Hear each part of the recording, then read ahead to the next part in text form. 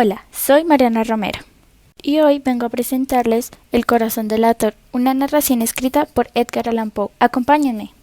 Es cierto, siempre he sido muy nervioso, pero ¿por qué afirman ustedes que estoy loco? La enfermedad había agudizado mis sentidos. Mi oído era el más agudo de todos. Oía todo lo que puede oírse en la tierra y en el cielo. ¿Cómo puedo estar loco entonces? Escuchen con cuánta tranquilidad les cuento mi historia. Me es imposible decir cómo aquella idea me entró en la cabeza. Me acosó noche y día. No perseguía ningún propósito. Quería mucho el viejo. Me parece que fue su ojo. Sí, eso fue. Ustedes me toman por loco, pero los locos no saben nada. Si hubieran podido ver con qué habilidad procedí. Jamás fui más amable con el viejo. Todas las noches, hacia las 12, hacía girar el picaporte de su puerta y la abría.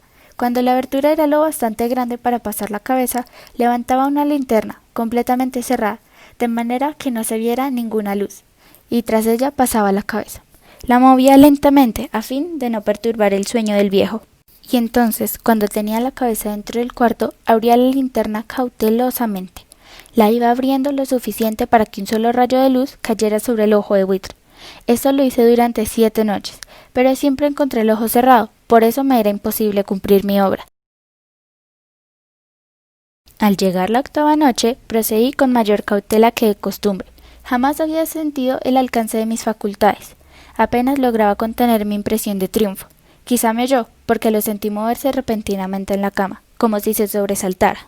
Yo sabía que le era imposible distinguir la abertura de la puerta, y seguí empujando suavemente. Había ya pasado la cabeza y me disponía a abrir la linterna, cuando mi pulgar resbaló en el cierre. El viejo se enderezó en el lecho, gritando «¿Quién está ahí?».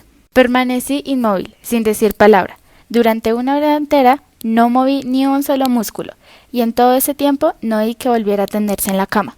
Seguía sentado escuchando. Oí de pronto un leve quejido. Supe que era el quejido que nace del terror.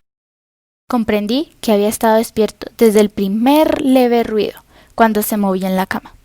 Después de haber esperado un largo tiempo, sin oír que volviera a acostarse, resolví abrir una pequeña ranura de la linterna, hasta que un fino rayo de luz brotó de la ranura y cayó de lleno sobre el ojo de buitre.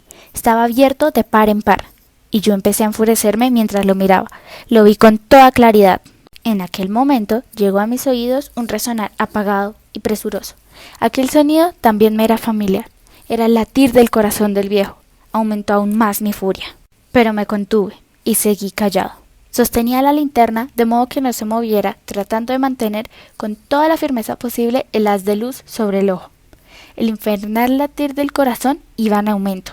Se hacía cada vez más rápido, cada vez más fuerte.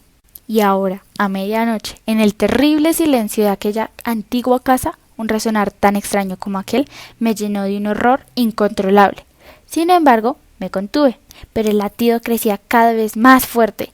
Me pareció que aquel corazón iba a estallar. Lanzando un alarido, abrí del todo la linterna y me precipité en la habitación. Me bastó un segundo para arrojarlo al suelo y echarle encima el pesado colchón. Sonreí al ver lo fácil que había resultado. Levanté el colchón y examiné el cadáver. El viejo estaba muerto. Su ojo no volvería a molestarme. La noche avanzaba, mientras yo cumplía mi trabajo con rapidez, pero en silencio. Ante todo, descuarticé el cadáver. Luego levanté 3 planchas del piso de la habitación y escondí los restos en el hueco. Volví a colocar los tablones con tanta habilidad. Cuando hube terminado mi tarea eran las 4 de la madrugada. Golpearon a la puerta de la calle. Acudí a abrir con toda tranquilidad. Hallé 3 caballeros que se presentaron como oficiales de policía. Durante la noche, un vecino había escuchado un alarido, por lo cual se sospechaba de algún atentado. Al recibir este informe en el puesto policial, habían comisionado a los 3 agentes para que registraran el lugar. Di la bienvenida a los oficiales y les expliqué que yo había lanzado aquel grito durante una pesadilla. Les hice saber que el viejo se había ausentado a la campaña. Llevé a los visitantes a recorrer la casa y los invité a que revisaran bien. Finalmente, acabé conduciéndolos a la habitación del muerto. Les mostré sus caudales intactos. Traje sillas a la habitación y pedí a los 3 caballeros que descansaran, mientras yo, con audacia de mi perfecto triunfo, colocaba mi silla en el exacto punto bajo el cual reposaba el cadáver de mi víctima. Sentáronse y hablaban de cosas comunes, mientras yo les contestaba con animación. Al cabo de un rato empecé a notar que me ponía pálido y deseé que se marcharan. Me dolía la cabeza y creía percibir un zumbido en los oídos. El zumbido se hizo más intenso. Hablé en voz muy alta para librarme de esa sensación. Era un resonar apagado y presuroso. Yo jadeaba tratando de recobrar el aliento. Sin embargo, los policías no habían oído nada. Anduve de un lado a otro, a grandes pasos, como si las observaciones de aquellos hombres me enfurecieran, pero el sonido crecía continuamente. Entretanto, los hombres seguían charlando plácidamente y sonriendo. ¿Era posible que no oyeran? Claro que oían y sospechaban. No podía soportar más tiempo sus sonrisas hipócritas. Sentí que tenía que gritar o morir, y entonces, otra vez, más fuerte, más fuerte. Basta ya de fingir, malvados, aullé. Confieso que lo maté. Levanten esos tablones. Ahí, ahí, donde está latiendo su horrible